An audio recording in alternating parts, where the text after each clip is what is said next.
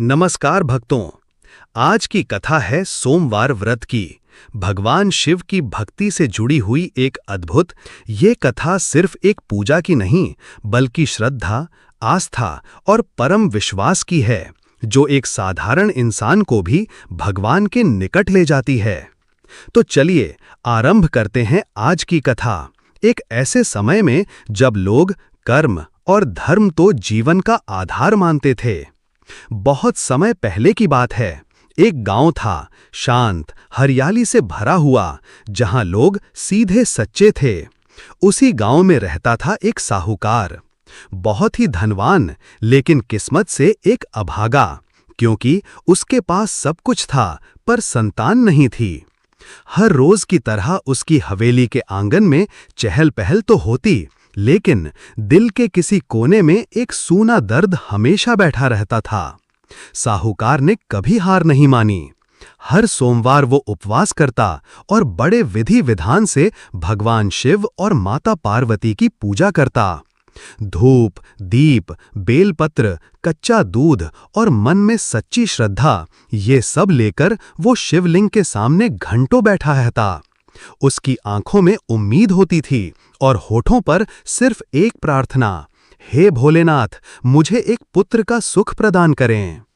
एक दिन कैलाश पर माता पार्वती ने साहूकार की भक्ति को देखा।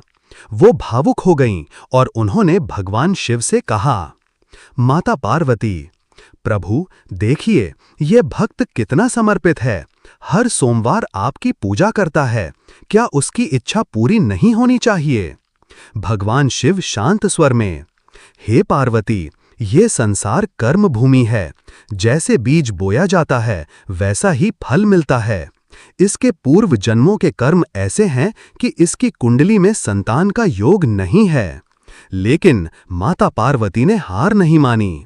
माता पार्वती, नाथ, भक्तों की भक्ति व्यर्थ नहीं जानी चाहिए। आप कृपया इसे एक पुत्र का वरदान दीजिए। भगवान शिव गंभीर स्वर में, ठीक है पार्वती, लेकिन ध्यान रहे, उसका पुत्र केवल 12 वर्षों का ही जीवन पाएगा। उस रात साहूकार को स्वप्न आया। भगवान शिव प्रकट हुए। भगवान शिव स्वप्न में, हे भक्त, तेरी भक्ति से प्रसन्न होकर मैं तुझे पुत्र रत्न का वरदान देता हूं, लेकिन उसका जीवन केवल 12 वर्षों का होगा। साहूकार की आंखें खुलीं। दिल से खुशी और डर दोनों एक साथ उमड़ पड़े। कुछ ही महीनों बाद साहूकार की पत्नी गर्भवती हुईं। पूरा गांव चकित था। इतने वर्षों बाद ये चमत्कार। जब बालक का जन्म हुआ तो घर में ढोल नगाड़े बजने लगे, मिठाई बटी और घर आनंद से भर गया। पर उस आनंद के पीछे एक साया था, मृत्यु का साया, क्योंकि साहूकार जानता था कि उसका पुत्र 12 साल का होकर मृत्यु को प्राप्त करेगा। जैसे जैसे बालक बड़ा हुआ, साहूकार का भय और भी गहरा होता गया। जब पुत्र 10 साल का हुआ, साहूकार ने एक योजना बनाई। उसने अपने साले मामा को बुलाया और कहा, साहूकार, भाई साहब, मैं चाहता हूं कि आप मेरे बेटे को काशी ले जाएं, जहां वो ज्ञान प्राप्त करे। लेकिन रास्ते में यज्ञ करें, ब्राह्मणों को भोजन कराएं, ताकि पुण्य मिले और शायद भगवान फिर से कृपा कर दें। मामा भांजा की ये यात्रा एक आध्यात्मिक यात्रा थी, जिसमें रास्ते रास्ते धर्म, सेवा और तपस्या का बीज बोया गया। यात्रा के बीच में वो दोनों एक ऐसे राज्य पहुंचे जहां राजकुमारी का विवाह तय था, लेकिन वर की एक आंख नहीं थी और ये बात छिपाई जा रही थी। राजा ने साहूकार के सुंदर पुत्र को देखा और सोचा, इसे अस्थायी वर बना दूं ताकि दुल्हन पक्ष को शक न हो। दूल्हे के पिता, हे बालक, कृपया तोरण की रस्म में हमारी मदद करो, फेरों के समय मेरा बेटा आगे होगा। साहूकार का पुत्र मान गया। तोरण की रस्म भव्यता से पूरी हुई, लेकिन फेरों के वक्त दूल्हे ने फिर विनती की, बस फेरों में साथ दे दो, फिर अपने रास्ते चले जाना। विवाह हुआ और साहूकार का पुत्र चुपचाप वहां से काशी के लिए निकल गया। लेकिन वो एक बात राजकुमारी के वस्त्रों पर लिख गया, तुम्हारा असली पति मैं हूं, मैं काशी में शिक्षा प्राप्त करने जा रहा हूं। जब विवाह के बाद दुल्हन को पता चला कि वर एक आंख वाला है, तो उसने साफ इनकार कर दिया। राजा ने पूछताछ की और धीरे धीरे सारा सच सामने आ गया। राजकुमारी ने कहा, जिस व्यक्ति के साथ मैंने फेरे लिए वो काशी में है, वही मेरा पति है। पूरा दरबार स्तब्ध था, परंतु सत्य को कोई झुका नहीं सकता। उधर काशी में साहूकार का पुत्र अपनी पढ़ाई में लीन था। मामा ने रोज यज्ञ कराना और ब्राह्मण सेवा कराना जारी रखा, लेकिन जब पुत्र की उम्र 12 साल पूरी हुई, एक दिन वो अचानक बीमार हो गया। पुत्र, मामा मैं बहुत थका हूं, थोड़ी देर सोने जा रहा हूं। और वो सो गया, लेकिन फिर कभी जागा नहीं। जब मामा ने देखा कि उसका भांजा अब इस दुनिया में नहीं रहा, तो वो फूट फूट कर रोने लगा। लेकिन अपने व्रत और ज्ञान को पूरा करने के लिए उसने पहले यज्ञ पूर्ण किया। उसी समय माता पार्वती और भगवान शिव उस मार्ग से गुजरे। माता पार्वती, प्रभु कोई गहवाई से रो रहा है, आइए देखें। उन्होंने देखा, साहूकार का पुत्र मृत पड़ा है। माता पार्वती आवेश में, प्रभु यही तो वही बालक है जिसे आपने 12 वर्ष का जीवन दिया था, अब तो इसकी माँ पिता जीते जी मर जाएंगे। भगवान शिव, पार्वती तुम्हारी करुणा अद्भुत है, चलो इसे जीवनदान देता हूं। और उन्होंने उस बालक में फिर से प्राण फूंक दिए। क्या ये एक चमत्कार था, या भक्त की भक्ति का इनाम, या माता पार्वती की करुणा का वरदान? जो भी हो, एक बात तय थी, श्रद्धा अगर सच्ची हो तो भगवान भी नियमों को तोड़ देते हैं। बालक अचानक आंखें खोलता है, उसकी सांसें लौट चुकी हैं। बालक धीरे धीरे, मामा मैंने एक अजीब स्वप्न देखा, मुझे कोई पुकार रहा था, एक गहरी नीली रोशनी मुझे घेर रही थी, और फिर लगा जैसे किसी ने मुझे फिर से भेजा हो। मामा आंखों में आंसू लिए, तू जीवित है मेरे लाल, तेरी माँ की तपस्या और शिव पार्वती की कृपा से तू फिर लौटा है।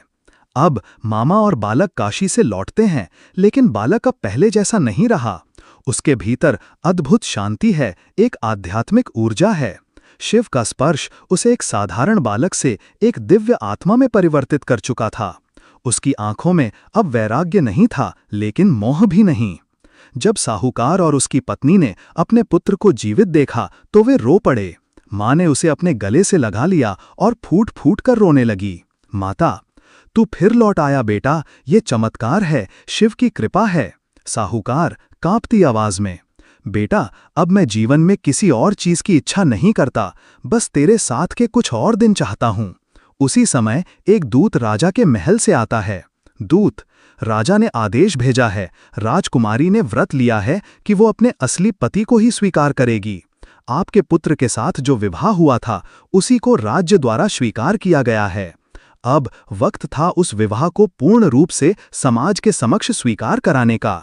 बालक अपने माता पिता और मामा के साथ राजमहल पहुंचा। पूरे राज्य में शंखनाद हो रहा था, सत्य की विजय हो, भक्त की जय हो। राजा ने उनका आदर सम्मान से स्वागत किया। राजा गर्व से, तुम्हारी सत्यनिष्ठा, तुम्हारी मर्यादा और तुम्हारी विनम्रता ने इस राज्य को एक सच्चा युवराज दिया है।